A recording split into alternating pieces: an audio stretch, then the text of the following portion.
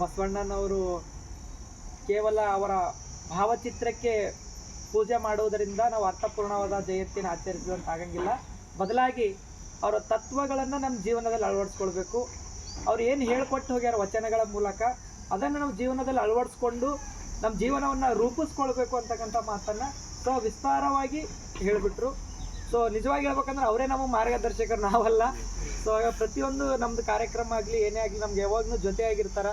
ಉತ್ತಮ ಒಬ್ಬ ಒಳ್ಳೆ ಮಾತುಗಾರಿಕೆ ಉಳ್ಳವರು, ಭಾಷಣ ಮಾಡೋರು, ಅದಕ್ಕಿಂತ ಹೆಚ್ಚಾಗಿ ಜನರ ನಾಡಿ ಮಿಡಿತವನ್ನು ಅರ್ಥಕೊಂಡು ಮಾತಾಡ್ತಕ್ಕಂಥ ಒಬ್ಬ ಸರಳ ವ್ಯಕ್ತಿತ್ವ ಅಂತ ಹೇಳ್ಬೋದು.